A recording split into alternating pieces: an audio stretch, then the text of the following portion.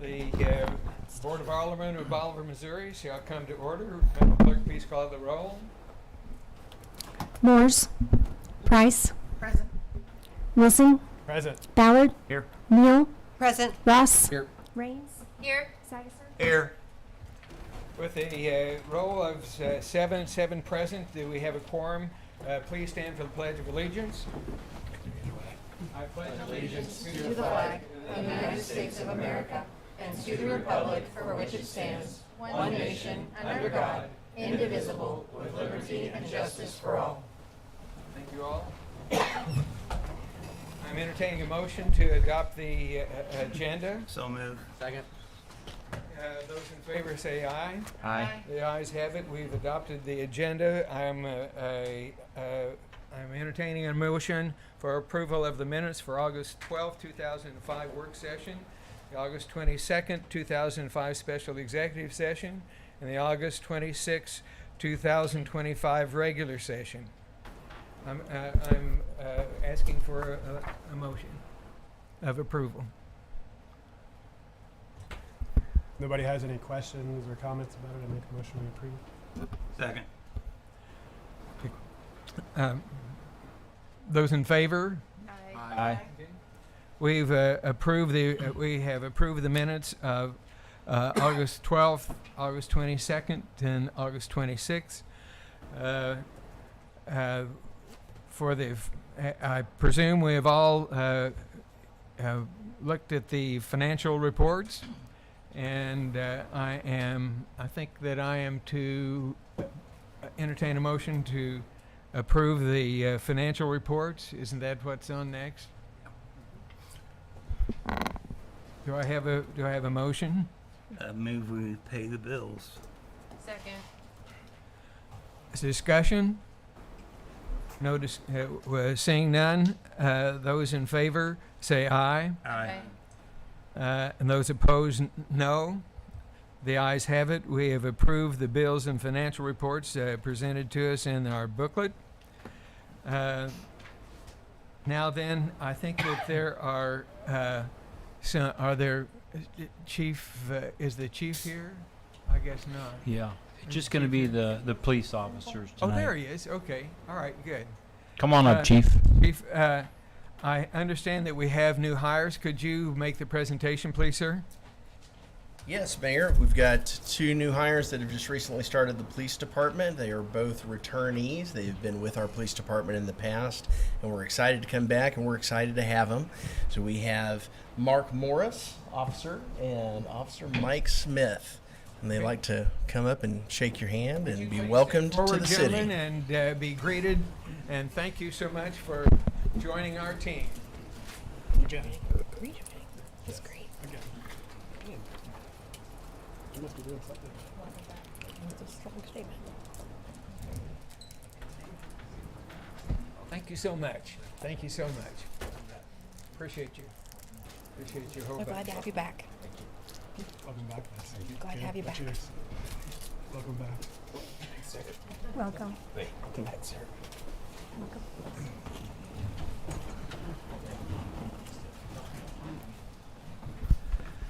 Okay, I'm introducing a. Poor guy. I'm requesting a motion for the approval of Resolution 2025-05. Mr. Mayor, Yes. could Mr. Lee come up and explain Yes, exactly I what was that's going. about, I was going please? to. I didn't know if we needed to have the explanation first or have the motion first. Yeah, I think it's best to explain it. This is a new grant we've submitted. Okay. All right. Please. I have it here to have you explain, Mr. Lee, but I think I got things out of order. Thank you. No, thank you. Yes, so we're asking for a resolution tonight in support of a grant application, and so just as by way of clarity, the resolution is not yet spending that money or any confirmation that we would or have received those funds, but it's part of the process of applying for the funds. And as we like to try to maximize the funding opportunities that are out there, that's the goal with this one. So we're asking for up to a commitment of up to a 50% match at $500,000. So that is a significant investment, and so we have put together some graphics to help understand what we're proposing to potentially use those funds for if the grant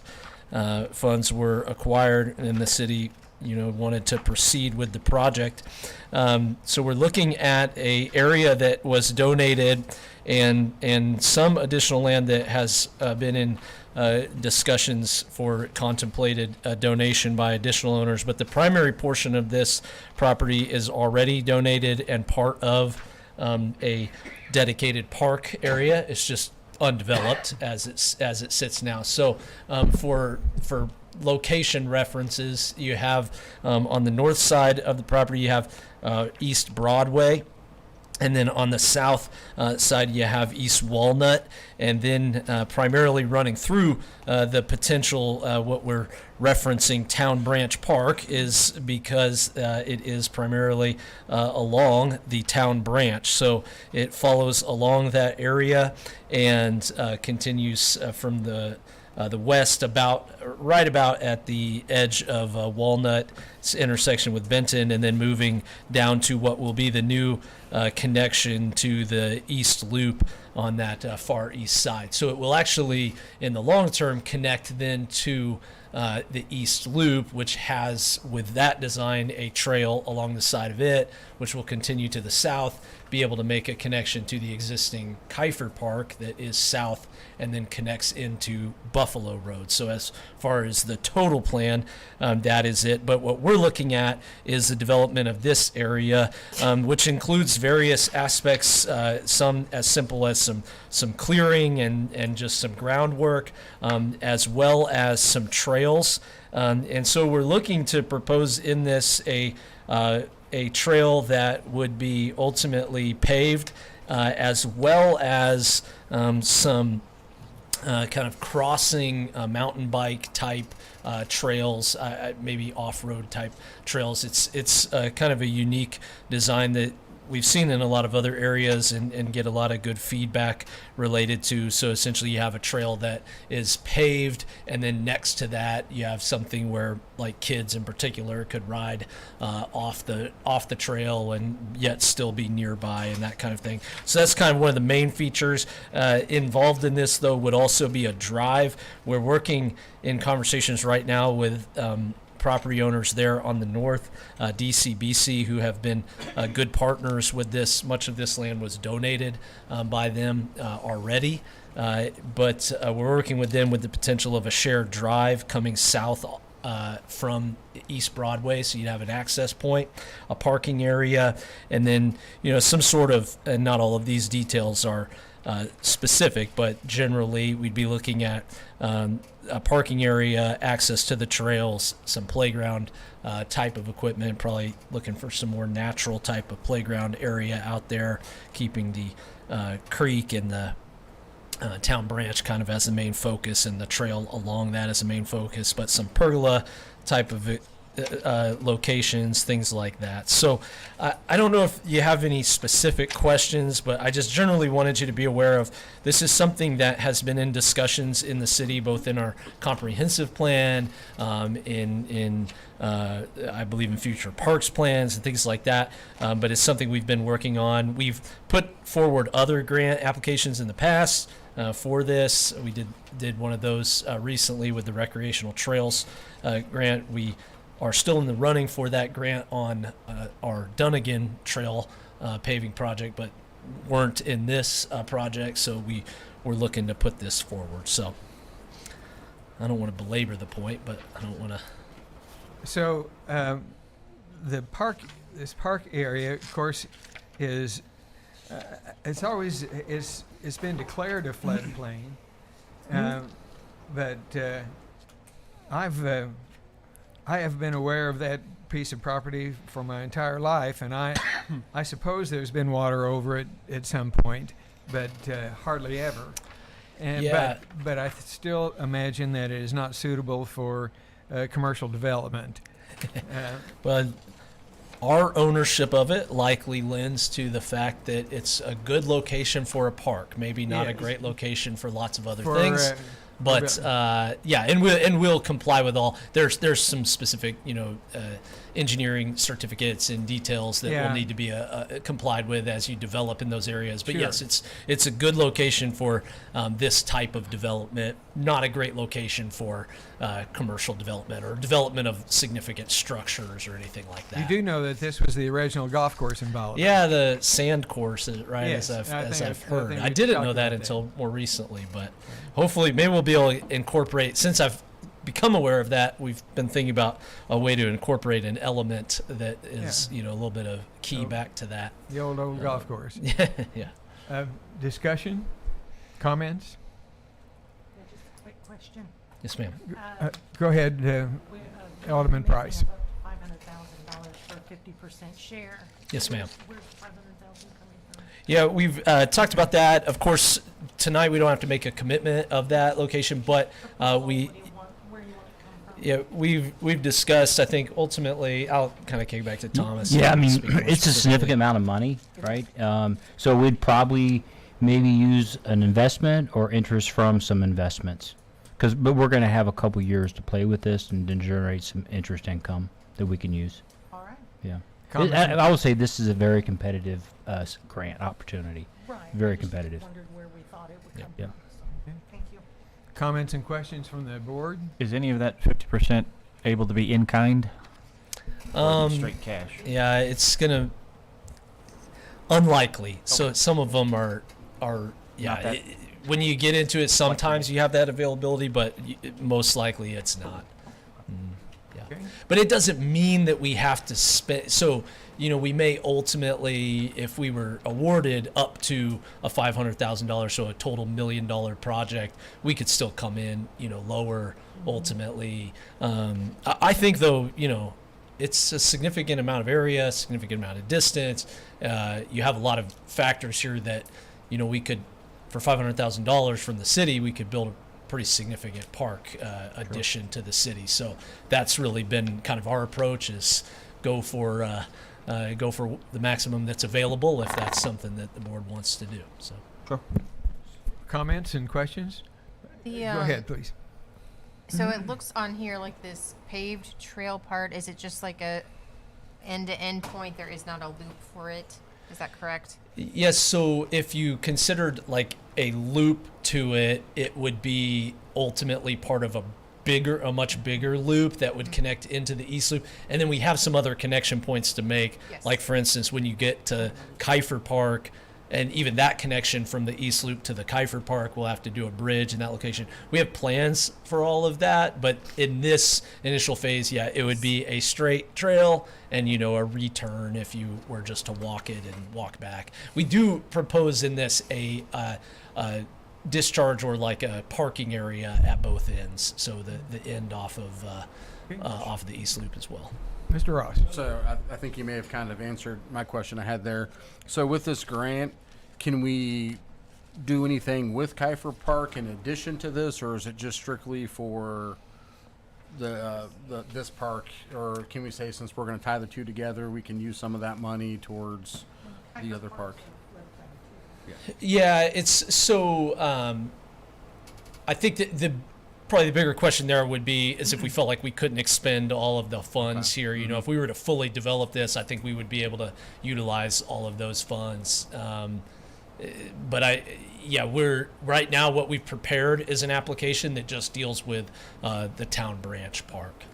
I think certainly the intent is for it to make connection, but part of that connection is with the East Loop and that project. Questions and comments?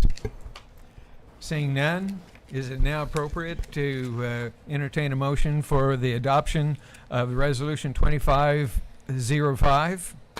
So moved. And a second? Second. We've had a discussion. Those in favor say aye. Aye. Opposed say no. The ayes have it. We have adopted Resolution 2025-05. for a discussion on 2025-06. Mr. Relford, do you want us to bring us up to date? I think we all know what this is and what remember this. Yes, sir. This was, I guess, a few meetings back. We had a community member come forward and ask us to support the efforts of the county assessor, and this is a resolution to that fact. Yes. For the viewers, can you explain support in what context? This is, they're asking that the property valuations be increased, and they are pushing back on that from the request from the state. Is your question the nature of our support? Well, I just thought, to clarify for viewers that we're not just like, hey, you're doing a great job, we support you, go about your business, that it's specifically, as I understand it, to advocate for local control over assessments and to what extent those assessments are increased year over year, and letting the community, our community make decisions about our community rather than having that decided at the state level. Am I explaining that correctly? That's my understanding. Yeah. So just so people know what it is, in what context we are Absolutely. supporting the assessor. Certainly. Comments and questions? Seeing none, I will entertain Okay. I'll entertain a motion for the approval of Resolution 2025-06. I make that motion. Second. Those in favor, Second say through aye. Aye. Those opposed, say no. The ayes have it. We have adopted Resolution 2025-06. And the special event application, we are told, is not going to happen, is not applicable tonight. Is that correct, Mr. That is correct, Relford? sir. Okay, so that is X'd out. Now, Mr. Relford, will you come forward and give your administrator's report, please, sir? Sure. Good evening. Got a few items for you. On the good news front, we've been working on these TAP grants over the last several years. We found out this week that Phase 3 and Phase 4, which is Springfield Avenue, further south, to include the Walmart crosswalk, was approved. So that's a total of $600,000. The project itself is around $879,000, and the board has already pledged their support to that project. So that's good.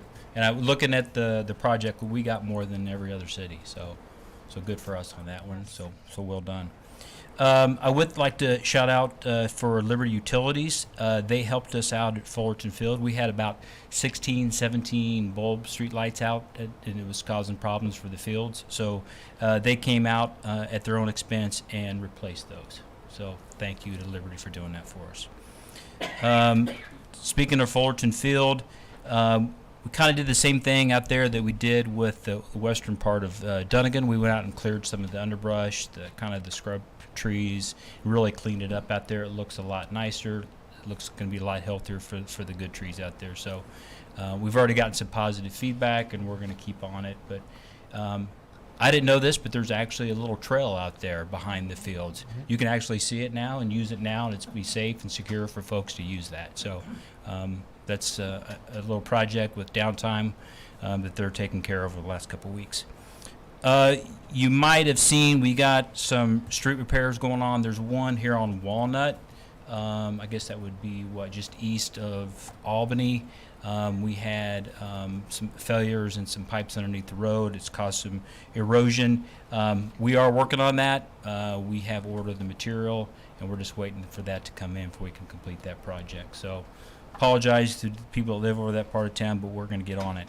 And then I think there's also one over there off of Denver Street. Same thing, we're waiting on material from that. That's Denver and what's the cross street? Erskine.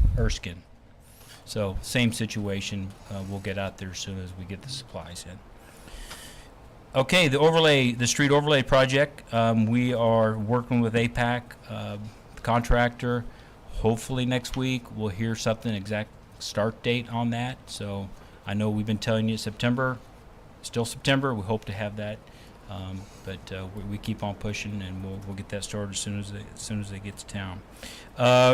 Roof repairs. The board approved us spending some money to repair some roofs at the parks and the cemetery. We've done that, so please go take a look at that. They did a really nice job for us. It looks a lot better, and Of course, we had a lot of leaking and some other stuff going on, so that's going to fix those problems. And then lastly, we are 42 days out from Rock the Wreck. Rock the Wreck, everybody. October 25th, 3 o'clock, music and food festival. Rock the Wreck. We're going to rock the wreck. So please pass the word to your friends and families. Staff is working really hard on this. So we're excited about it. We had a big meeting with the committee today, and we're trying to finalize everything and making sure we get the sponsors. So we're I think we got everything lined out. It's just putting the final touches on everything. So please, I beg the community to come out and join us. It should be a really good time for families. That's what we're aiming for. And we have about, what, $8,900 in sponsorship so far, something like that. And I Yes, think sir. there's more on the way, too. Yep. So we're doing good, and we'll put that money to good use. So any questions of me? Any questions? We put a lot of material in the packet from the different departments. I hope you guys do read that. We work hard on putting that together. If you have any questions about that, please let us know. If there's information that's lacking that we could supply, we're happy to do that as well. All right, thank you. Further questions and comments from the board of Mr. Relford? Is the, Go ahead, please, ma'am. is Go ahead. Kyle presenting tonight at all, or is the About? streets and everything, is that gonna be covered under you? Then I'll wait. Okay, I'll Yeah, wait. he Thank has you. a number of other things that he's going to be addressing us about. Thank you, sir. Okay. Don't go away, sir. Okay. Can I ask a question? Okay. Now, do we approve the? I can't remember. Do we approve? Okay. Yeah. Oh, please go ahead, sir. Thank you. And you're talking about stuff in our packet. Sorry. The expired business list for our licensure. Do we have a plan to? Yes. Okay. Yeah, we're calling them every day and making sure they're compliant. Awesome. I know we had that conversation Yep. a while ago, so I just wanted to check it on that. Yep. Further comments and questions? Mr. Ross? No, I was gonna make a motion to approve the Okay. report. but I'm entertaining a motion to approve the administrator's report. I'd make that motion. In a second. Those in favor say aye. Aye. Those opposed, no. The ayes have it. We have approved the administrator's report. We move on to Section 5, old business, 5A, a discussion on the Liberty Utilities Streetlight Agreement. Mr. Relford, would you bring us up to date, please? Okay, so we have some information, basically the correspondence that I've received working with Liberty over the last 2 weeks. Obviously, they learned of the board's decision not to enter into a contract with the Municipal Electric Service Agreement, or MESA. That's the acronym for it. That's how I'll refer to it tonight. So they reached out to me and Don Brown shortly after the meeting and basically said, hey, we understand that you did not approve the agreement, and basically set out two options for the city to consider. One is to enter into the agreement, that MESA agreement, for 2 years or more, or the second option is essentially pay what everybody else is paying, the standard private lighting tariff. So they laid that out. I wish they could be here tonight for you. I worked hard to make that happen. They wanted legal and I think another part of their company to here to speak on behalf of them, but they couldn't organize their schedules to make that happen. But they plan on being here in October. So Which October meeting? I don't know that yet. I don't know that. I have several emails of me asking them when they can, and I have not received word, but they understand that we meet on the second and fourth Tuesdays. With that, Go ahead, Mr. So I'm- Wilson. Yeah, I'll let you had a Yeah, question, so Mr. if Wilson? I could finish, please. Yes. Yes, So, please. in addition, in your packet, you will see that what the increased cost would be. So they outline what the PSC sets forth as far as what we pay if we entered an agreement and what we would pay if we did not have agreement. And based on their numbers, it would cost the city an additional $129,358 per year if we did not engage in that agreement. So I just want to make sure that's known to the board and to the community. That's what the situation is. So I just bring this up that we have decisions to make. I think Liberty wants to work with us on this, and like I said, I'm hoping to get here as soon as we can, but I think this is just something that the board needs to think about and make a decision and give us guidance on. Comments from, go ahead, please, ma'am. I just want to make sure I understand what is expected of us this evening, since we do not have representatives from Liberty here. It seems to me that puts a severe limitation on our ability to make a firm decision going forward, particularly since in the letter that they submitted, they said that they were willing to meet and interested in meeting, and it seems like they clearly anticipated a discussion. What is it you are hoping to get from us this evening? Well, maybe guidance to me and Don Brown to maybe go back if there's something in particular the board would like us to look at as far as maybe a shorter agreement with them, that we can work something out and see if that's a possibility. But you know, I don't think we're in a position tonight to approve the agreement. So I don't know. But I think it's something I just want everybody aware of what is going on. I think they'll work with us as far as when they start charging us extra, because we're out of compliance starting September 11th. Sure, but the bill won't come for months. So to clarify, in the documentation, the email from Diana Carter, and in the letter from Tim Wilson, they reference a 2-year contract as a minimum term. Do you know if that was with the same contract term that Alderman Price noted for us at the last meeting, where it's a 2-year contract, but we are bound to the cost of a full 10 years worth of expenses? I don't know that. You don't know that yet. Don, did you get an impression as to whether that was the kind of 2-year contract they were offering? I don't know definitively, but my impression was they were referencing just the 2-year provision as it is. The previous offer, okay. All right, well, I look forward to hearing from Liberty so that they can answer the questions that they acknowledge that we have. Alderman Price. They've been invited to 2 meetings now and haven't made appearances.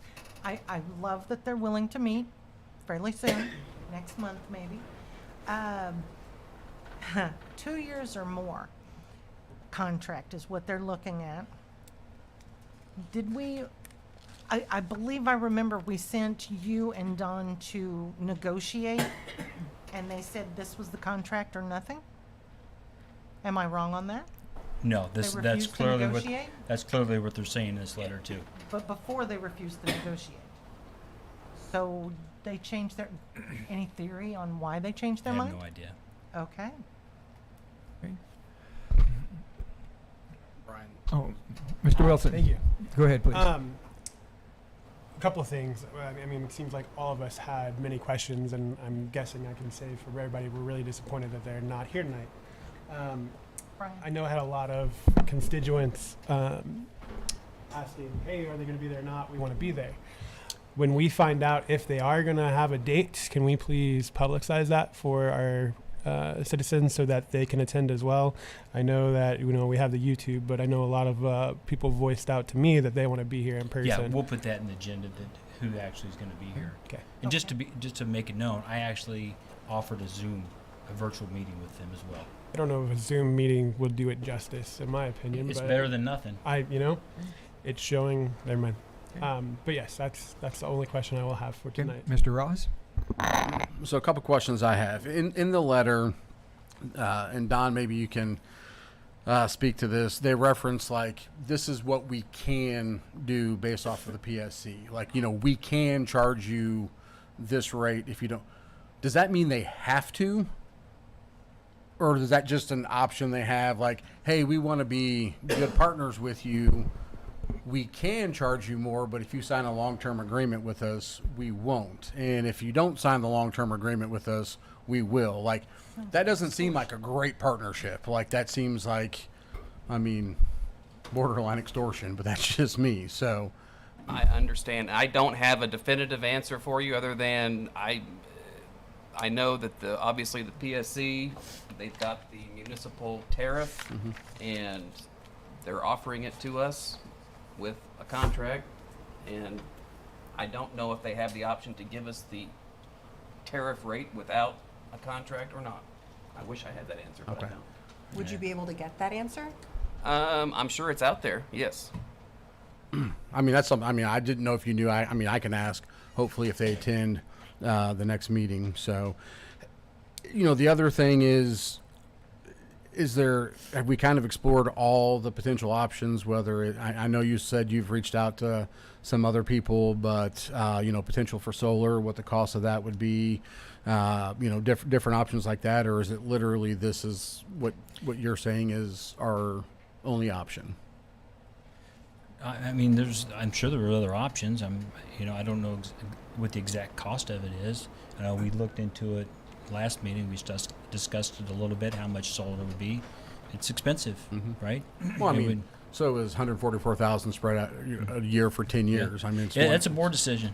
Yeah. So, I would just like potentially to see if there's, other options, what the costs are, because if solar is 1.7 million over 10 years, okay, and Liberty is 1.4. That's to me that would help in making a decision if there is any other options. So, and then we can also, again, I don't know if you can speak to this, but does it have to be a 10-year contract? I know you can opt out after 2, but we still have to pay all 10. Is there a 1-year option? Is there a 2-year option? Is there a 3-year option? Based on what they say here, option 1, a MESA of 2 years or more. Right, but that's going to depend on whether 2 years means you can have 2 years and pay for 10, or you can have 10 years and pay for 10, and those are your 2 options, which is kind of what we understood the previous one to be. Or is the 2 previous years actually contract mean 2 years, and then we are not bound beyond 2 years, and we can negotiate at that point. I think there's, just as me, I think they have, and they can correct me if I'm wrong, but I think they've got the ability to negotiate that part of it if they want to. Right, that was going to be my question for Liberty, and then also for our council was, I understand that the PSC regulates a lot of the terms of the contract, like the rates. I would be a little surprised if the PSC says this is the duration of the contract and you have no flexibility on that. Yeah. That would be surprising to me. So I would love to know, I plan to ask Liberty, I would love to have a third party confirm that, whether or not they are actually, PSC says these are 10-year contracts with an option to terminate after 2 years if you pay in full. And if that's what the PSC says, that's what the PSC says. But I would be surprised if that term is dictated by the state as opposed to being something that the utility can negotiate for. So if there's a way we can confirm whether there is flexibility, whether they have the freedom to negotiate on the term length, that would be great. I think that's because we had 2 separate terms for the 2 separate agreements we had with them. One was 10, one was 20. So there has to, I'm assuming the PSC doesn't set like this one is 3 and this one is 4, but if you have this one at 7 and this one's 10, I'm assuming the entity and Liberty probably have the leeway to negotiate that. And I would love, again, we're asking you and Don questions you guys probably don't know. I would, again, have loved to have had a Liberty representative here, or the last time. How confident are you that the third time's a charm that they're going to show up, or are we just going to keep on like, hey, we're waiting for somebody from Liberty, and then they just start charging us? I have a series of email correspondence of me asking when they're going to be here, and responses. So I'll keep at it, and if we might, maybe we need to push it up. Maybe we need to do a special meeting if that suits their calendar better. If they can meet and it's not on, great. The sooner the better. So Didn't we have special counsel kind of talk through not all the scenarios, but some scenarios with the PSC of contract negotiation stuff? I'm pretty sure we had that Zoom council. That specialize in utilities? Yes. Yeah, we invited her to the meeting today too. Okay. My recollection. What was that we hired her. response? Did we? It was too soon. Okay. Not enough time for her schedule. But we'll get her here. Okay. Go ahead, Mr. Sager, sir. Did you have something? No, I think if they're willing to wait till they can meet with us, we've got to do something, because paying them an extra $129,000 is stupid. But on the other hand, I don't want to just say that I want to take this agreement without talking to them. So this is just. I'm confident they're not going to charge us extra, that the commercial rate, until they actually have a chance to meet with the board and answer your questions. Well, they can take as long as they want then. I'm sorry, I wish I had more answers, but some of those are not my answers to give. They're not. Well, you can only do what Yep. you can do. Yeah. Oh, and I mean, I don't think anybody's saying like, hey, you're not trying hard enough, Thomas. Like, you can only invite them so many times, so. If it turns out you secretly could control Liberty this whole time, then it would be a different conversation. But we don't think that that's the case. Well, that's true. I had a different perspective on that 10-year contract that really hadn't been discussed much, because we wondered what if there were what other service alternatives there would be, but whoever our provider will be in 2 years, whoever that provider is, they're going to be the ones that we will be paying that extra fee to. I think that in my mind, that 10-year other fee is probably not as nearly as much of a roadblock as a lot of us are thinking that it is.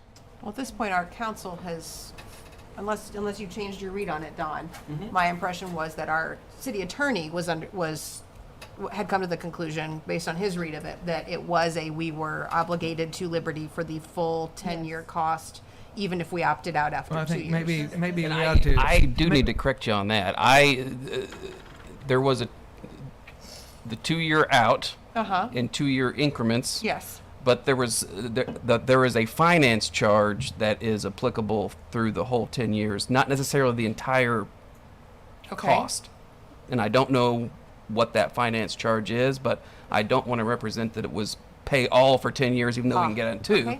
But there is a finance charge that we would pay for the 10 years regardless, but I don't know what that number is. So that number was not specified in the contract, or we would need to get more calculations? I need to get with Liberty and ask them what that number is. I believe before we use that as a roadblock, that we need to understand the nature of it and some alternative scenarios or alternative circumstances upon which those fees would be paid.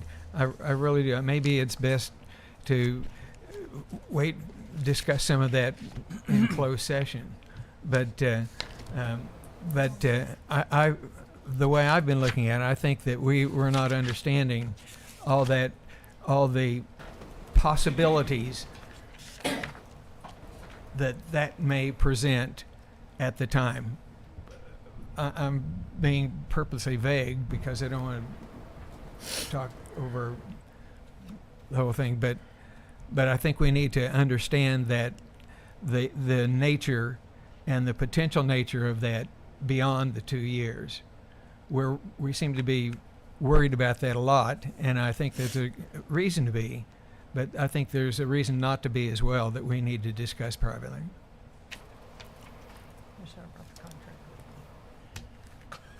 I'm If- eager if to you hear what go- you have to say. If you go the solar route, as far as getting numbers and things together, can you include poles in that too? Include poles in that too. Yes, because if we're not going to be able to mount onto Liberty's poles, so we're Unless going to they're have to. They're not going to abandon their poles, but they already have electric running too.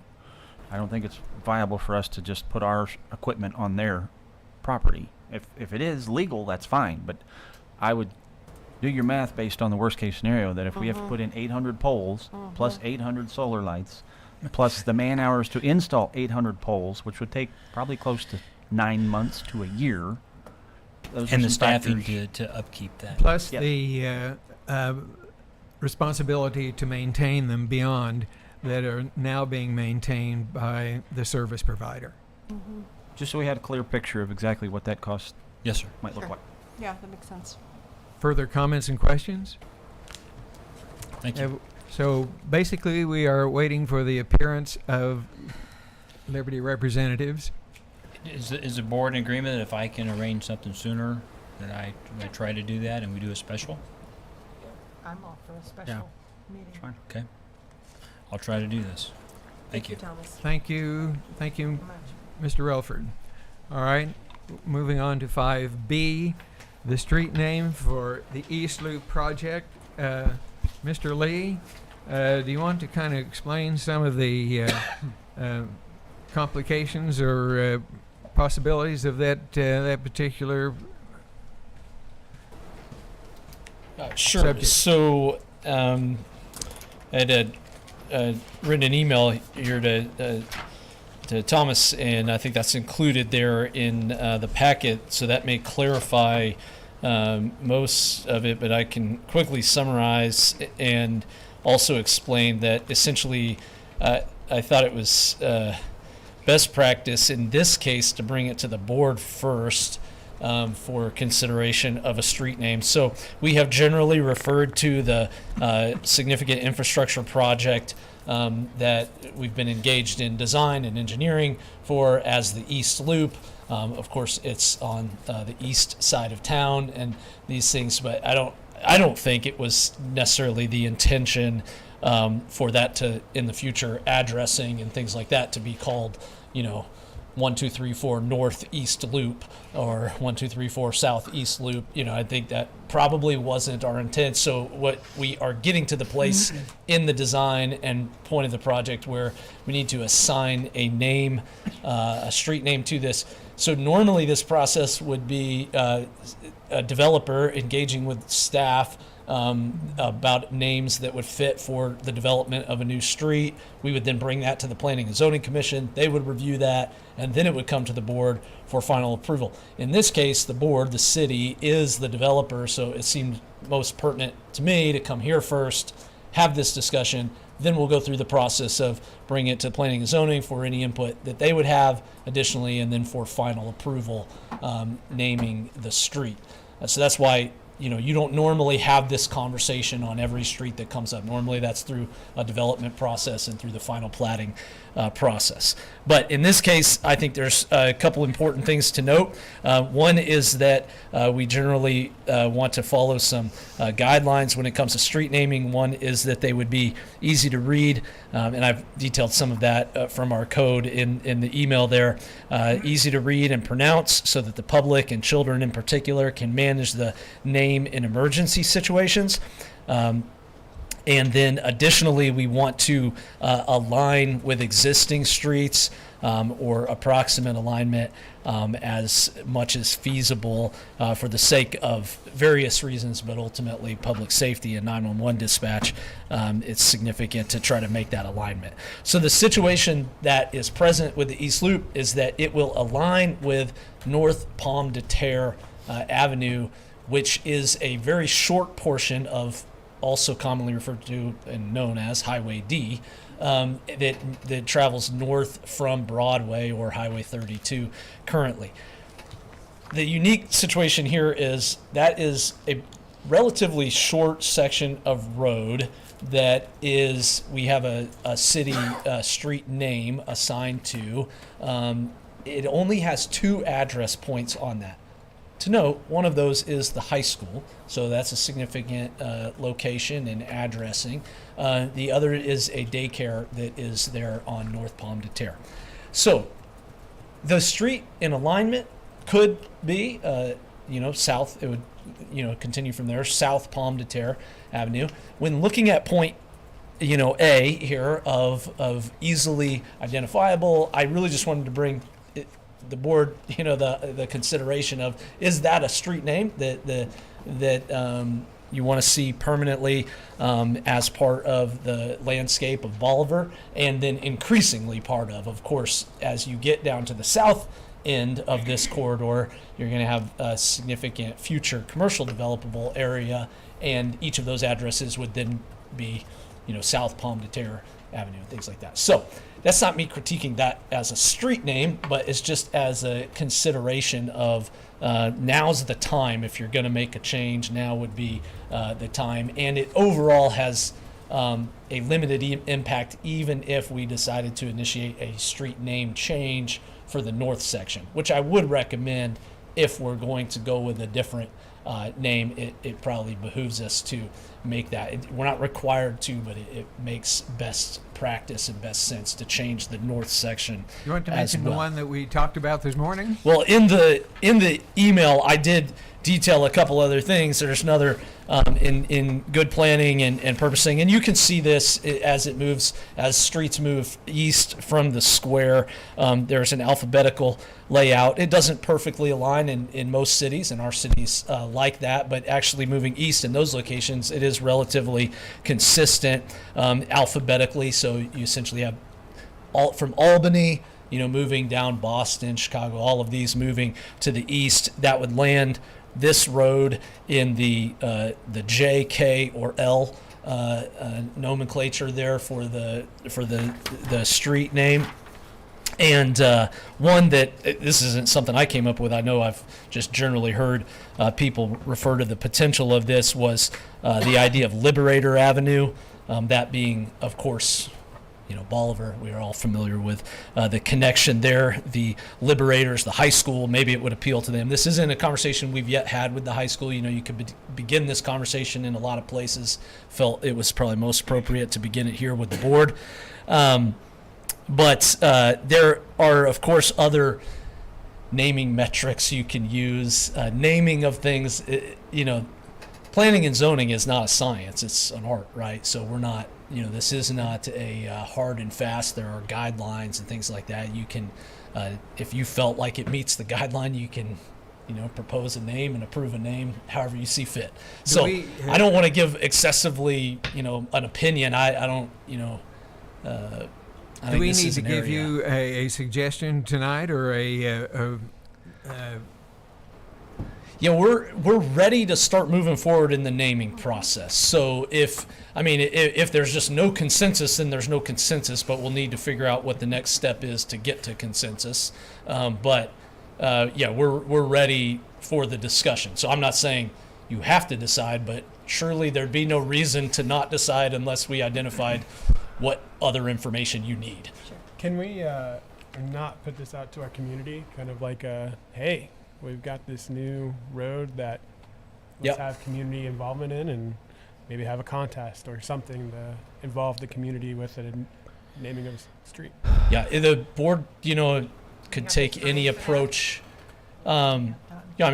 It would need to be limited, the timeline on that, but when I don't do you wanna- need it? well, Right, it's on the I agenda. mentioned it to the board a number of months ago that this was on the horizon, that we were going to need to name and things like that. So, Austin is here with Great River Engineering, who's designing. I don't know that we're under like a specific gun timeline, but we also need to not protract the decision, I think. Okay. That's longer than I would I've have just thought. So, received by the end of the year. I've just received a possibility, a long time serving member of the board of Aldermen that was and a deputy mayor, and those of us who have been around a long time know that this gentleman was responsible for the development of a lot of our the modernization of our streets, Mr. Bill Little. I would like to offer that as a possibility as well. Yeah, I like the You like that it starts with letter. L. Yeah, it's got the right So letter. it would be North and South Little Avenue. That would, that Sure. I assume is what you're proposing at that point. Maybe Bill Little. Well, Yeah, we don't. We I like Liberator too. we would probably stick with a singular name. And I mentioned that in the letter that like both names of popular I say common U.S. cities is something that we commonly use, as well as first names is commonly used in the city, former local politicians and even state and stuff like So that. what are you requiring from us tonight? I love for you guys to come a to a name. consensus. We need what to you start want. talking about names. Yeah. That's If you can't decide tonight, we need to say tonight, this is what we want. or tell me what information you need so that you can say this is what we want. If you can't say this is what we want tonight, that's fine. I'm not trying to overly burden you, but I just need to know what else you want Yes, to go know. ahead, please, ma'am. Sir, just to address Go ahead, sir. Alderman Wilson, his suggestion, we don't have the bandwidth right now in the next month to do that, unfortunately. But Nice idea, but maybe too it just- late. Always try to involve our community at some point. we just have, with the Rock the Wreck and some other things going on, it just, I don't know if we can. And I don't want to name it Bodie McBoatface, if that doesn't date me too much. If any of us remember Bodie McBoatface. Sorry, maybe not. Maybe no one else remembers, but We can get some interesting I options. actually am offering this as a serious suggestion to name it after, for in honor of the long serving Mr. Bill Little. But if someone has another suggestion, Can I say that? go ahead, please, ma'am. I would like to propose that we name, I know it's a different subject, but the inclusive park after Bill Little, and name the East Loop something else. Well, I wouldn't have And any I think that would be a objection great to. tribute to Bill. I agree. Now this is do you? the We're gonna have to come up with a name for that park soon, anyway. the park. Want to the- keep which- calling it which- the The inclusive? one by Civic Center, the all-inclusive I. park. Aha! I think that's a wonderful idea. Also, it is a little playground. Just, Yeah. just, but in the interest, I mean, I realize that there are a limitless number of options that we could consider. I think I appreciate that Pomme de Terre leads to Pomme de Terre. I love a name that has a clear meaning, right? Like it's so I don't hate having it be Pomme de Terre the whole way. If we're concerned about pronunciation, people not knowing how to pronounce Pomme de Terre or what Pomme de Terre is, I can Potato. understand that. But yes, good old Potato Lake. But I think that is actually a mark in favor of the Liberator, because if you're coming up on Springfield Avenue and you want to know how to get to the school complex, a road that says Liberator Avenue right there is also going to be a clue that like this is the way towards the school. It's something that's not likely to change at any point. I mean, both of them I think would be things that are not likely to change. The name of the lake is unlikely to change, and the mascot is unlikely to change, and they're both connected to our community. So Liberator fits better with the the alphabet pattern than Pomme de Terre. So I would probably give the nod to Liberator. Maybe even Liberator Way. I guess does it have to be an avenue if it's a main thoroughfare that kind of Yes, it would be winds? avenue. We have the way designation, which this one's a little unique, but we utilize that for streets that would change like they're north-south to east-west, Like which it's this one going does to at the do very at end. the very end. Yeah, So but it we is- okay. also would, because it's a primary thoroughfare, would want to refer to it as avenue. Okay. Well, anyway, so I I would know, this- probably give the nod to Liberator, but I think that both of those would be good names connected with our community. And that if you had a bunch of development on, like both of them sound good for having a bunch of businesses on Liberator Avenue or on Pomme de Terre. But that's my 2 cents. Mr. Ross. All right, so this is going to sound odd coming from me, but I think we could probably beat this dead horse for the next 45 minutes or whatever, or overthink it or talk about it. I like the idea of the park being, named after Alderman Little. I know he's still on planning and zoning, and he's very active. I think I actually had that conversation with you a couple weeks ago about the idea, and love the idea of that. I mean, to me, it's simple. It takes you to the school, takes you to 3 of our 4 schools. Our mascot's the Liberator. It magically falls in line with the alphabet, it's a sign. right there. It's 100% a sign. So from the feedback that I saw and heard from the community about they wanted something liberators on our welcome sign. I think this would be a good indicator of, we have a very unique mascot. I think it was actually voted the most unique mascot in the state a couple years ago. So, I mean, if you need a motion, direction, whatever, I'd make a motion. to That's name it what, that's what I'm Liberator. wondering. Do we need a wink and a nod, or counselor, or do we need just do we need a motion? We need a I'm not a vote. good I winker, think- so I hope it's just a motion. Didn't we? We did this not too long ago. Well, we're gonna.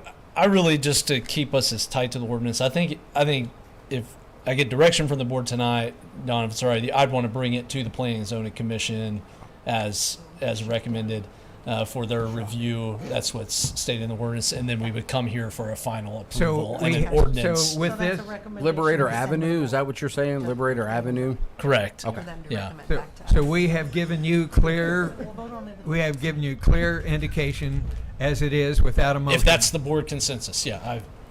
Go Okay. with it. All right. Thank you. Thank you, sir. All right, I am entertaining a motion for bill number for first reading of bill number 2025-59. First reading. Council, I'm entertaining a motion for a second for bill number 2025-59. Second. Counselor, This is Bill number 2025-59, ordinance number 4081, an ordinance authorizing an agreement with Citizens Memorial Hospital for the expenditure of opioid settlement funds to assist CMH with costs of mental health and treatment services for addiction recovery. comments and questions from the board? I think we have talked about this at length and probably understand it very well. So Second reading. with that, I will entertain a motion for a second reading for the, Second. okay, we have a motion and a second. Okay. Counselor? This is Bill number 2025-59, ordinance number 4081, an ordinance authorizing an agreement with Citizens Memorial Hospital for the expenditure of opioid settlement funds to assist CMH with costs of mental health and treatment services for addiction recovery. Madam Clerk, please call the roll. Price. Aye. Ballard. Aye. Ross. Sagasser. Rains. Aye. Neal. Aye. Wilson. By a vote of 7 ayes and 0 noes, we have approved bill number 2025-59. I'm entertaining a motion for the first reading of bill number 2025-60. First reading. Second. Counselor? This is Bill number 2025-60, ordinance number 4082, an ordinance amending the provisions of the Bolivar Municipal Code, section 700.060, relating to use and prohibitions of private water wells and sewage disposal facilities. Questions and comments from the board? Well, I will admit that I had to read this 2 or 3 times because it's a little awkward to read, but I believe this does exactly what we set it out to do. Second reading? Second. Just a moment here.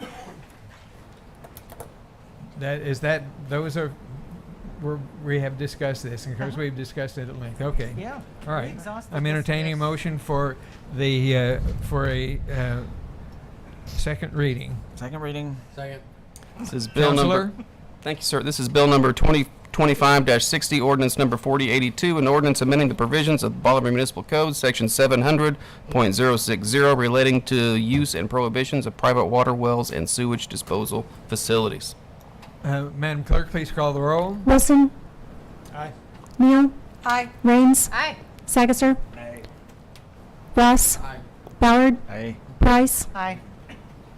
By a vote of 6 ayes and 1 no, we have approved bill number 2025-60. On to item 6 on the agenda, number new business. The community development and projects and code enforcement. Mr. Lee, once again, as always, we have you come forward. Before we go too far, Paula, did you get me as an aye on that? I kind of made a noise that I could go either did. way. Is that correct? Okay. It was very questionable. Thank you. It was not intended.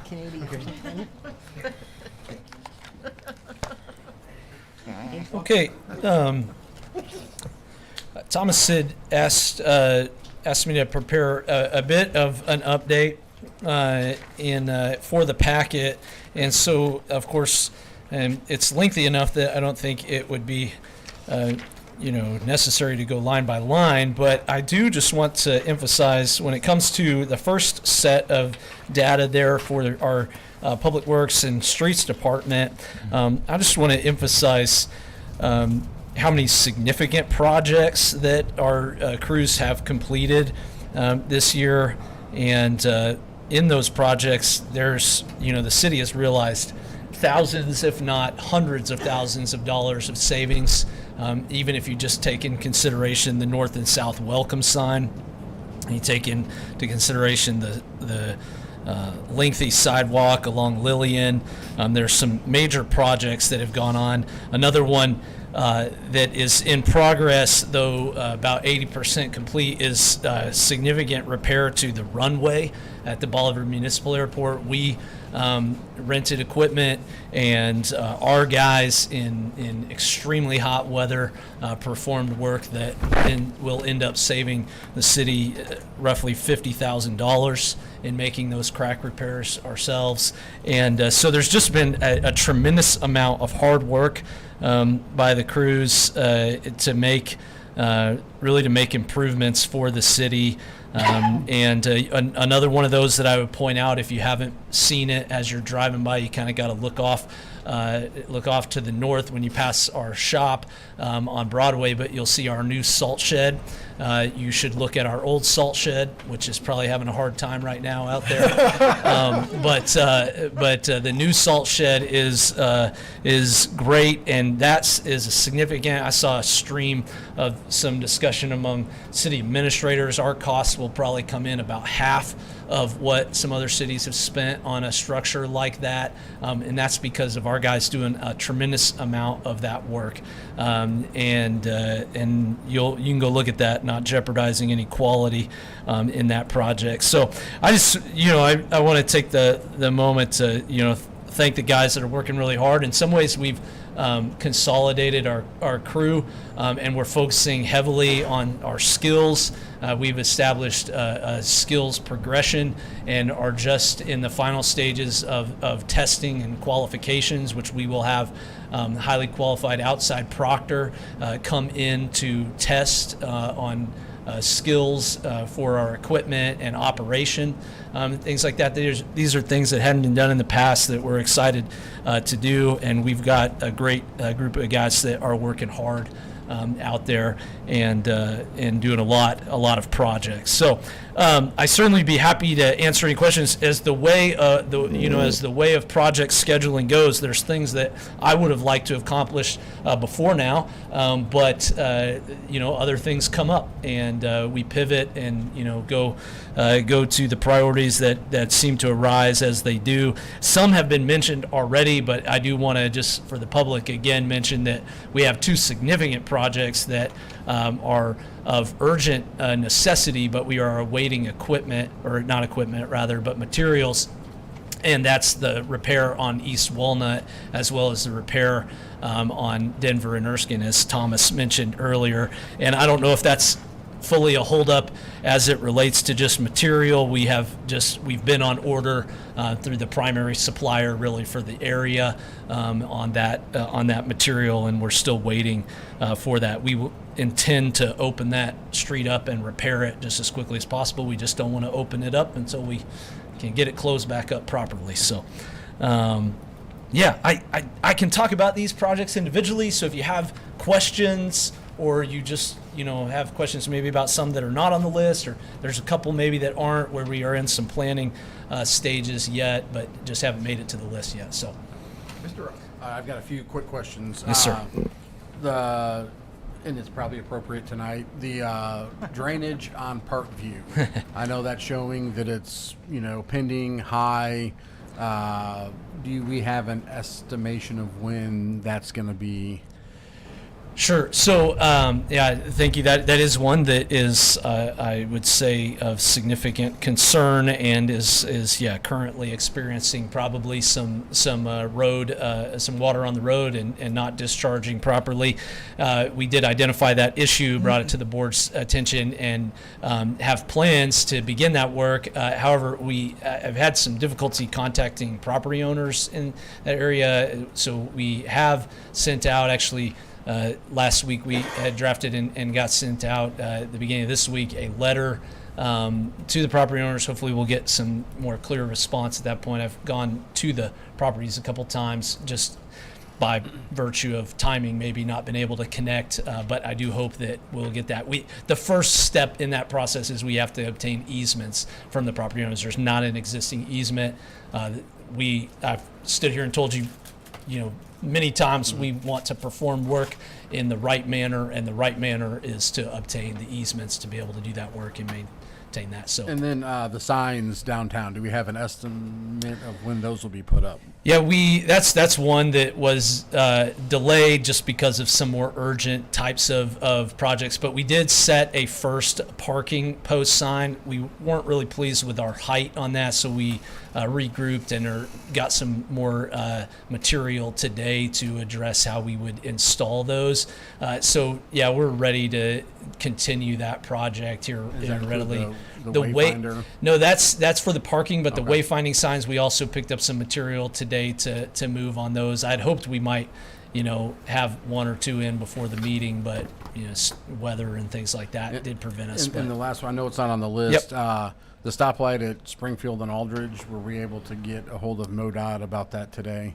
Oh, as far as the turn signal, yeah, we passed along that message. I haven't been back to check it to see if that was back functional. It's just staying yellow and for like 2 seconds, so. Yeah. No, that's Da- all I had. Yes, go ahead. Yeah, I don't know if it's Alderman been Price, go ahead. It's been corrected yet or I not. try to but- avoid that. We have lots of accidents at that intersection, so I found out. Right. Alderman do. Price. I would love an update on the park division issue with the street there. With the surface Street drain. division, Yeah. yeah. So we had an initial install that just didn't really meet our desired standard there. So we pulled that portion of that concrete pan. That it really is a unique situation where you had an old culvert in there that had been essentially crushed and covered, but also its flow line was below the soil, and so it didn't flow properly in that area and was topping over the road. So we took that out. The intent was to create a pan that would surface drain instead of under in a culvert, and so it's on the final stage of it is asphalt, and that's part of our overlay project that should occur within, like Thomas mentioned, within the next couple weeks. Okay, because I drove past it again yesterday, Mhm. last time I looked at it. Where it goes up onto Division, that's still a pretty steep up. Yeah, if- in my little Chevy Aveo, my front end is going to scrape that if I turn onto Division. Yeah, we didn't contemplate, and I don't think, in my opinion, it would be wise for us to change the total elevation of Division. Division's elevation has a significant curve there, and elevation. We have traversed it a lot of different ways. It's possible, and it being a local street interacting there, you have essentially one condition, which is coming off of Park there, turning left, that you would go over that high spot, and you don't have to. There's enough roadway to make that transition wider, and we think that traffic will be able to navigate that properly. I think it's a unique situation. We've looked at it from lots of different angles here. Right. So the water is going to run over the street in that spot from now. Well, it'll run over that designed So what do you do in pan. the wintertime when you plow snow and you're Yeah, I mean, we have a number of streets that have significant elevation changes and that steep? that are that steep. Mm-hmm. I mean, I believe yes, but I'm not trying to I'm not a big debate fan a of point how of this whether is or turning not. out, is Yeah. basically the gist. Yeah, it presents some unique challenges. I feel like what we've done at this point is the best fit for the location. Well, I'm going to disagree, but Yeah, that's okay. Yeah, I'm don't not. have to I'm agree on certain. everything. I'm certain. Others. May feel differently. Right. If we want to tear out a significant portion of division, about 100 yards or so of division, and rebuild that section of street. Oh, We could change that flow line. I would put a new culvert in it and fix your It's ditches. not, it's not deep enough for a culvert. The flow line is not deep enough for a culvert. It had Well, it had was like there? a 6-inch And the- culvert in it. It was crushed Oh, and 6 inches, nowhere subsoil. near big enough. That's what I'm saying. It's So not. are we repairing the Atratovix approach next door, or is that I don't on know them? the names of those folks, but there's The house one. next door, Yeah, that their approach was torn out. yeah. We made contact with them before we did that removal, and we're doing replacement on that. Okay. Yeah. Code enforcement. Yes. Yeah. And if anybody has any other questions there, I'd be happy to. Sorry, are there any other questions concerning the community development projects? Code enforcement. I sat in on a couple of meetings, and I'm pleased that we seem to be have a good code enforcement team, and we're stepping up the effort. Can you kind of code us in, or Sure. Yeah. So I don't think it's, I don't probably need to go through each one, but we've been No. very active in our code enforcement. We've identified some pinch points, and some of them are just issues of the volume that we have, sent to Dawn, and so we've acquired some additional services as well to help with that in the municipal prosecution side. But I do want to say one thing that I think would be helpful, and we've actually been talking just this week with I've been talking with our staff about possibly a form cover letter and things like that will address. We from time to time, people receive a code enforcement letter, and I don't think anybody wants to receive a letter like that, so they are frustrated. But and that's where I think we want to work at the customer service side, and maybe put a form letter on the front of that. I'm talking with our staff about doing that. But to be clear, that the letters that they initially received are a statement of the fact, what exists, and then they detail what would happen if the issue is not resolved. They're not a fine or a demand letter of some appearance or anything like that. If someone receives a letter and the issue is resolved in the timeline that's set forth in the letter, or they simply call and communicate to us a reasonable effort to extend that timeline, and that's reasonable, then we will do that. So nobody has to be upset if they receive that letter and they're going to resolve the issue. Now, of course, if you receive a letter and the intent is not to resolve the issue, well, we're just enforcing the code as the city has adopted it. So, but to the point of people that may be frustrated about getting a letter for something, sometimes they might receive a letter when the thing has already been resolved. That's no problem. There will be no further action taken by the city if the issue's resolved at the recheck. The people are welcome to call us, communicate with us, and all of that contact information is on the letter. So I have heard of some frustration. I will say the letters are pretty detailed and clear. It's a statement. There's photos that are included with the letter, that kind of thing. But I don't want there to be any confusion about that. But the board has asked us to be active in that, and I believe we are. And we're, I think, stepping up. I've spoken already about some of those issues, but we're also stepping up. We plan to go out to bid next year for a lawn service provider to help us with abatements, to do more speedy and immediate abatements of lawns that are out of compliance. And and I think we're in a good place. We have Danielle Doty is new to our staff downstairs and has done a great job and stayed on top of it. Stephen Rose does a good job overseeing that portion and staying on top of that as well. So, do you feel that stepped up enforcement has made the list longer or shorter?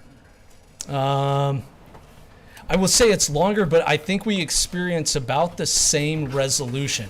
Most people resolve the issues with one letter. Most people just aren't aware of the concern, aren't aware of the code.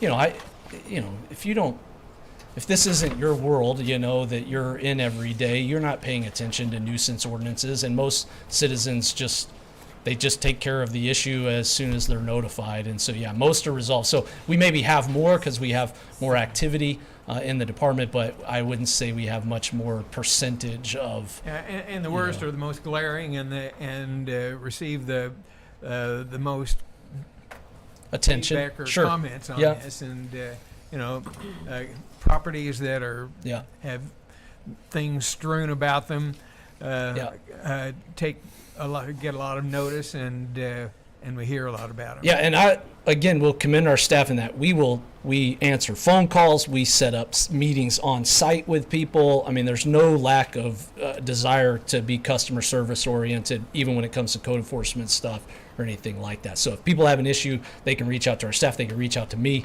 directly. We'll talk about those things. We'll come out and meet them, and we may not ultimately agree. The code is the guide there, but we'll certainly serve them as best we can. So. Further comments and questions?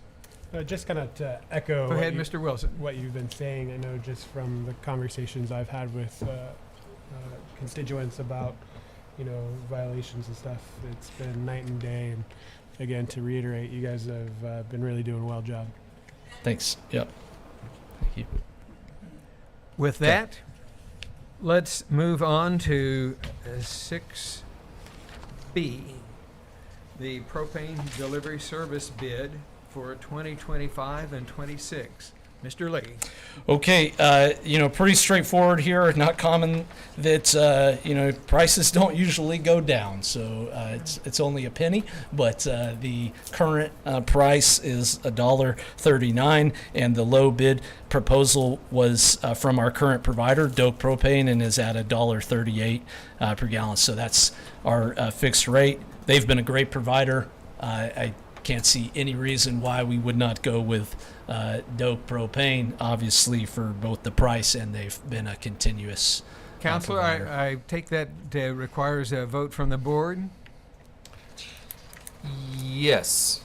And is that a roll call for an expenditure? It doesn't have to be, Mr. Mayor. Okay. We'll probably have to bring that ordinance back to the board at any rate, so it can just Okay. be Yeah. whichever way you want to go, Mr. Mayor. Well, let's. So we'll be visiting this again when we get the details. Is that? We'll have a what we're saying? contract for services. This All is right. just to select the bidder. All right. Well, let's then. I will entertain a motion to approve the propane delivery service contract for 25-26 with the Doak propane. Second. Those in favor say aye. Aye. The proposal passes, and then we will have the details of the contract later on. All right.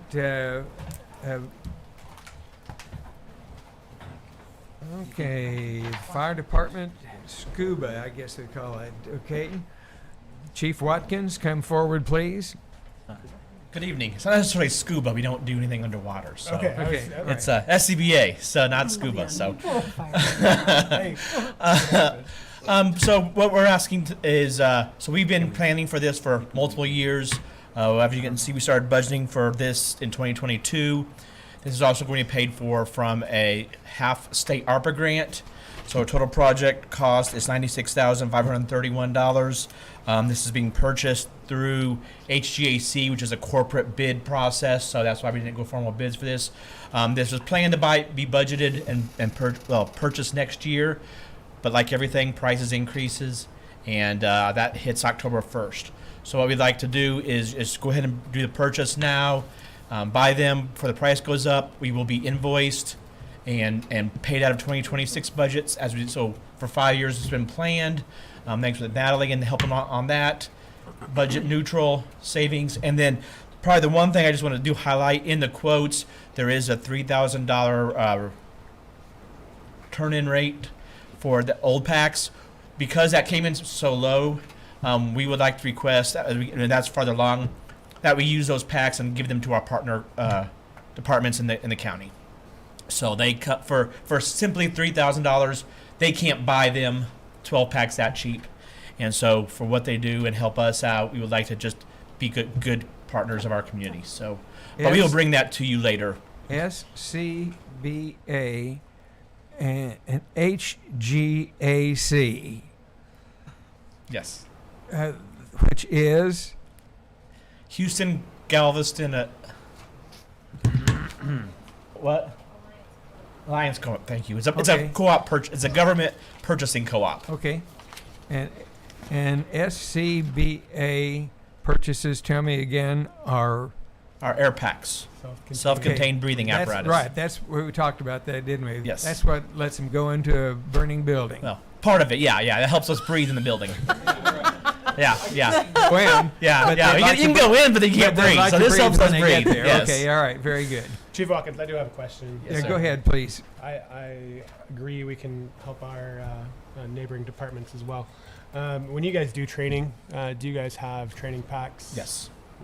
Are we able to kind of rotate those out so that we? So I mean, the training packs we're still work. They still work with our bottles. We'll just keep those designated as those packs because they are used and abused more. Okay. So those aren't front line. So we'll just keep those training packs as training packs. Perfect. Thank you.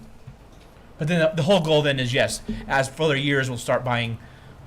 We had to wait because they changed how everything works to part of it. So every year we'll have a little bit of purchases related to this. So it'll be budgeted, planned out. So not real budget impact. So Further comments and questions? It's a budgeted expense, so let's. I get, do yeah. it. Okay, I presume that requires action from the board. So, and a voice vote, is that correct again, Counselor? Yes, sir, it can be. Okay, I'm entertaining a motion for approval of Fire Department SCBA purchasing from HGAC. So moved. Second. All in favor? The ayes have it. We have approved the SCBA purchase thank from you all. HGCA. I am entertaining a motion for the first reading of Bill number 2025-61. First reading. Second. Counselor? Bill number 2025-61, ordinance number 4083, an ordinance authorizing a contract with the Drury University Law Enforcement Academy in Springfield, Missouri for the city to loan a police vehicle for low-speed police officer training exercises and testing. Questions? And Chief Johns, please come forward and explain if you would, and receive some comments and questions from the board, please. Outstanding. Good evening. So to clarify tonight's ask in the ordinance, this ordinance is to allow the Drury Police Academy to borrow one of our patrol vehicles for 4 8-hour training sessions of slow speed precision driving. The vehicle that's going to be selected for this project will be one of our oldest vehicles, which is going to be scheduled for surplus very soon as well, but it is still fully functional and it is safe to drive. Drury's going to pay for the fuel usage and any excess wear and tear of the vehicle. I actually don't expect there to be any excess issues with the vehicle. And so there will be no direct expense of this equipment loan at all to our department or to the city. Several other police departments have partnered with Drury in the past for this request and similar requests: Webster County Sheriff's Office, Nixa PD, Ozark PD, Clever Creek PD, Greene County Sheriff's Office. And we're just one of the many agencies that work with Drury, and they've asked us for our help. Benefits of partnership, not only this specific one, but partnership like this, the main purpose of it is for our benefit would be a recruitment tool. We have Bolivar PD employees who teach at the academy, and they are academy instructors. They have then the presence and the influence of Bolivar PD on the young minds in the academy. That is a very powerful recruitment tool. Students get to know the quality and the character of their instructors, and when they make connections with their instructors that they see a lot, and again, those who have good quality and good character, they want to work alongside them at their agencies. Departments with strong presence in the academy get the opportunity also to select some of the better students from the academy, because the instructors themselves, if they are teaching there several different times, they start getting to see which students are standing out as exceptional students, which would be exceptional applicants, and they also see the students that we want to make sure we avoid. And so they get a kind of an inside look at the upcoming police officers. And then the last benefit, I believe, is enhancing and elevating the quality of training of the students at the Jury Academy. Definitely helps our agency. Departmental support of the academy equals higher quality training, and that can be provided in a lot of ways. Again, giving experienced instructors to teach the classes, to act as role players, surplus equipment donations, or in this case, surplus equipment loans, temporary for 4 sessions, like this one, even seats on a training advisory board for the academy, and that's just to name a few. And then my last comment is that currently with our current commissioned staff, 2/3 approximately of our current commissioned staff came from the Drury Law Enforcement Academy.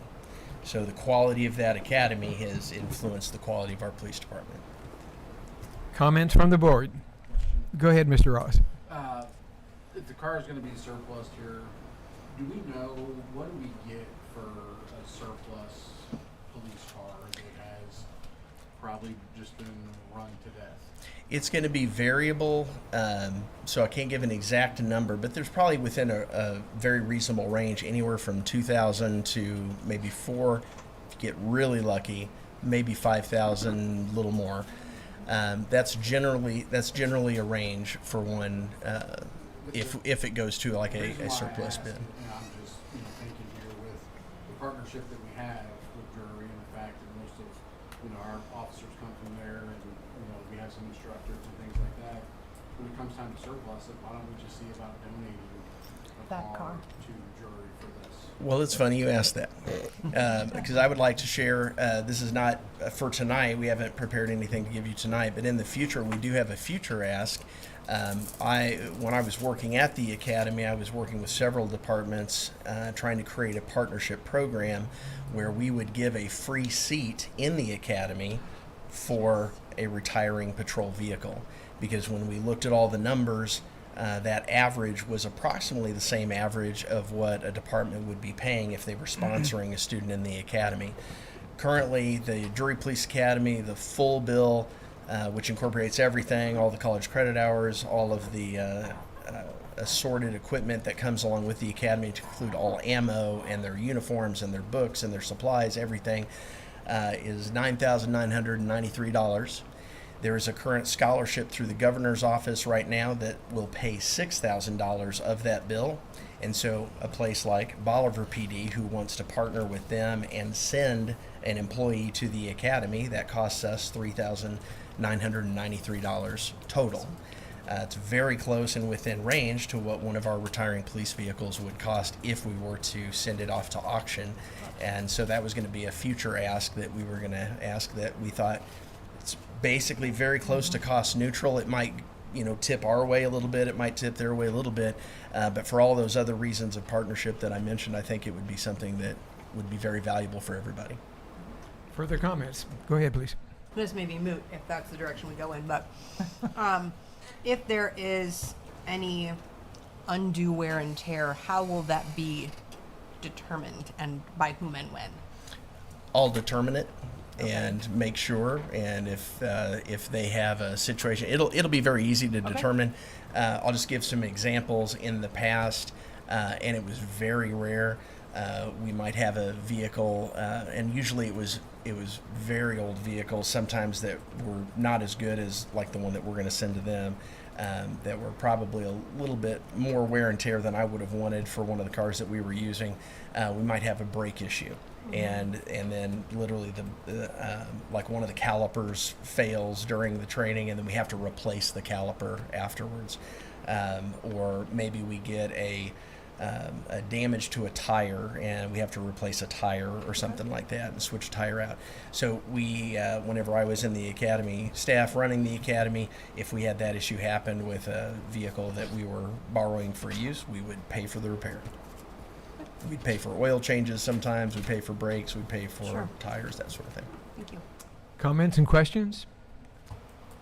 Thank you, Chief, That for can another. With that, I will entertain a motion for the third reading of Bill number 2025-61. So moved. Second reading. Thank you, everyone. Counselor, This is Bill number 2025-61, ordinance number 4083, an ordinance authorizing a contract with the Drury University Law Enforcement Academy in Springfield, Missouri for the city to loan a police vehicle for low-speed police officer training exercises and testing. Madam Clerk, please call the roll. Sagasser. Aye. Rains. Aye. Price. Aye. Neal. Aye. Ballard. Aye. Wilson. Aye. Ross.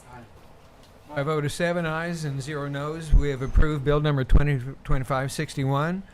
I'm entertaining a motion for the first reading of Bill number 2025-62. Second.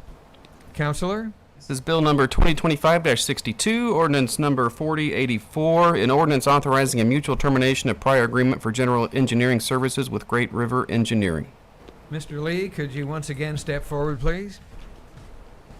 Yes, and as I mentioned earlier, Austin Hostetler with Great River Engineering is here as well. I could be pretty clear and say this isn't some sort of a difficult or messy breakup between the city and Great River Engineering. We're not displeased with services or anything like that, but there has been a change in the way that MoDOT has approached what they call what we refer to as on-call engineering services. So that's what our service agreement is for right now.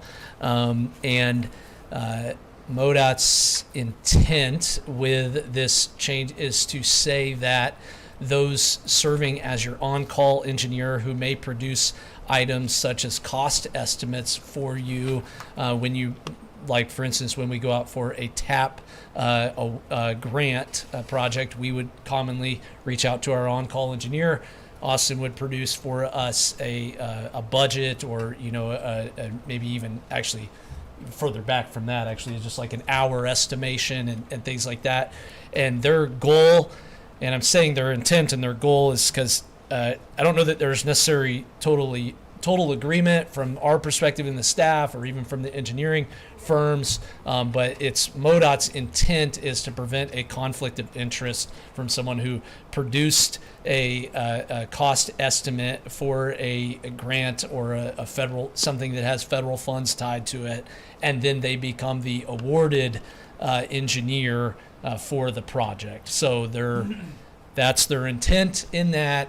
Their way of accomplishing that intent right now is to ask communities or direct that communities utilizing on-call engineering services shall not also use those for projects that are receiving federal funds. We have a number of projects that Great River Engineering is currently in design for that are connected to federal funds, and so the most appropriate steps seem to be to terminate our on-call services agreement with them. Anything, did I miss it? Okay. All right. Questions and comments from the board? How do we replace that services that Yeah. does the city need? And Yes, so it's a good question. So we're still, looking at that. It may be that in particular cases, there's really two options. I would say one is that in particular cases, we have been happy with our relationship with Great River. We may go to them individually and have a contract for those individual services. This is why intent, right, is not always accomplishing the end goal here, because there's nothing that prevents us really from doing that.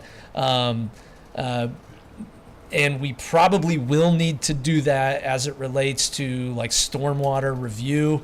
Another option is to go with a separate engineering firm for that.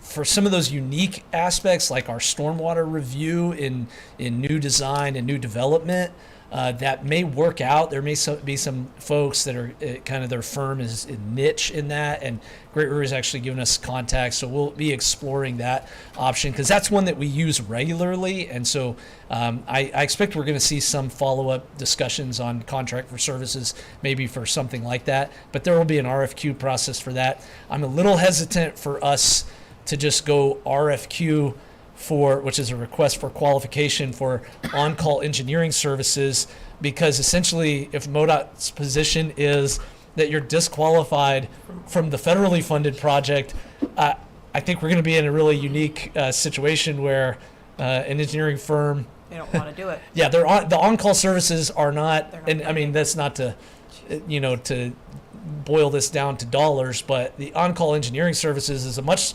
smaller portion of their work than the federally funded projects, Sure. which are same thing with us. The federally funded projects is a bigger part of our investment than the on-call services. So it is putting us in a little bit of a unique situation. I know that MoDOT is also, from what we've heard and understand, they're assessing their approach to this, and maybe there will be more discussion there.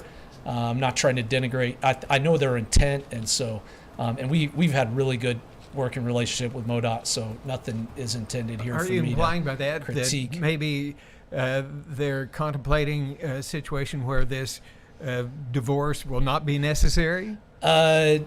Yeah, I don't know exactly what all they're Separation, excuse considering, but yeah, it's possible that in the future we would do that. If that were the case, so we'd probably have to go back out to RFQ and follow all those processes. But right now, this is what's in front of us. That because they're currently working on projects, I think we agree at the staff side, and Great River agrees that this separation is necessary at this point. And we'll have to just cross these other bridges as we come to See them. what develops next. Yeah. So for projects Comments like, and questions, please. so for projects like the East Loop, where we're currently hip deep into, Yep. they're still actively looking for other funding mechanisms, other funding sources. Everything is going to continue as They're our as design is. engineer for that project. Yeah. The city has already selected them. Same thing with our TAP. This is basically going yeah. forward projects. Alderman. Well, it's just to be clear, it's our on-call services. So it's essentially not having to go out for RFQ or separate contract when I call Austin and ask him to provide a cost estimate for a grant program or that kind of thing. So Alderman Neal. Yeah, just making sure I understand, because I know you mentioned that it is connected to the receipt of federal funds.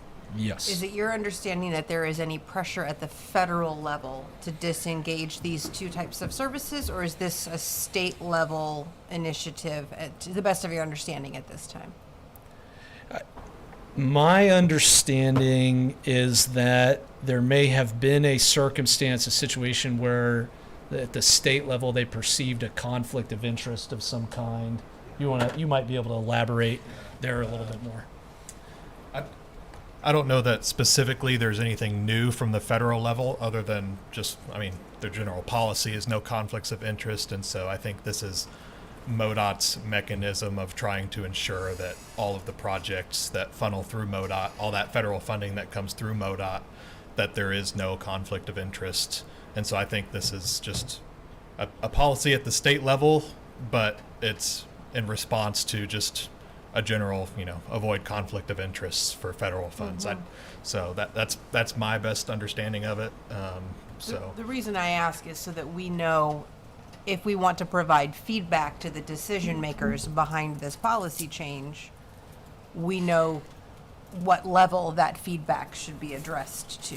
Whether it's a matter of addressing it at the state level to say, hey, smaller communities might like the freedom to be able to use a single engineering firm to provide both of these types of services, if that's something that we would address at the state level, or if we would also need to be looking at the federal level to say, hey, we would love the freedom to make decisions for our community based on what's best for that community, rather than having those decisions made at a higher level.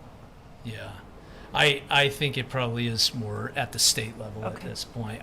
This is my understanding so far, is that there's not a specific item codified, but the interpretation of and understanding of the conflict of interest rule as it relates to on-call services. And really it links back to this idea that one engineer firm or individual engineer could provide a cost estimate that is actually an hour's estimate for a project, and then they would RFQ for that project and then be selected because they had already provided that.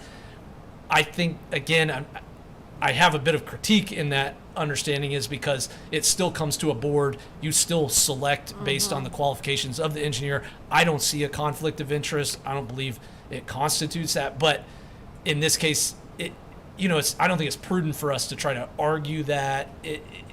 I'm not saying argue in with the MoDOT. I'm sense saying that that if we wanted to express Yes. concern to other state, like to the state level, to say, hey, Yeah. we at the municipal level would love the freedom to make some of these decisions and for I think ourselves. we should have that conversation and continue to have it going forward. And I don't even mean when I say argue that. I think MoDOT is open to like some feedback Sure. on this. It seems, but I think we need to still take this step today, Yes. so Well, that I we wouldn't- protect yeah. that. But Yeah. but yes, I would like from the staff. Our intent is to continue to try to press this question because we all care about conflict of interest. Also, it's more in our best interest for our engineer to not be in a conflict of interest. Right. It's our money. And so, it may be federal funds, but we're the ones matching those and choosing what projects to do and things like that. So I think we have a motivation that Right. that outweighs the potential conflict that would exist. So, Right. you And know, are in a better position to prevent it, like we're closer Exactly. to the situation. Yeah. And I appreciate your point too, that it's unlikely that there'll be a mass demand for, engineering firms who want to be in the business of providing estimates only and not getting actually paid for the work. So Yeah. I certainly could see that being an issue. Thank you for letting, I appreciate the context. Further comments? Seeing none, I'm entertaining a motion for the third reading of Bill number 2025-62. Second reading. Second reading, excuse me. This is Bill number 2025-62, ordinance number 4084, an ordinance authorizing a mutual termination of prior agreement for general engineering services with Great River Engineering. Madam Clerk, please call the roll. Price. Aye. Ballard. Aye. Neal. Aye. Rains. Aye. Ross. Sagasser. Wilson. By a vote of 7 ayes and 0 noes, we have approved Bill number 2025-62. Somehow, each time I always feel like I'm dumping this reading of the calendar events upon the president of the board, and I don't know if he feels dumped upon or not. But would you care to, sir? Sure, it's good for me. October 14th, 2025, work session, October 23rd, regular session, October 1st, coffee with the cop. October 3rd, BHS homecoming parade and football game that night. October 11th, Hookem and Bookem fishing brawl. Also, October 11th is SBU homecoming parade. October 18th, new fire engine wet down and push-in ceremony. October 25th, Rock the Rec concert at the Recreation Center. And October 31st, Halloween on the Square. And November 26th. A full And the 22nd, month, Hobblin' Goblin. Yep. a full Got all month. kinds of goodies. Now, Mr. Relford, do Sure. we have a need for an executive session? No, sir. Well then, I will entertain a motion to adjourn. I'm gonna go home. All in favor, say aye. Aye. Yeah.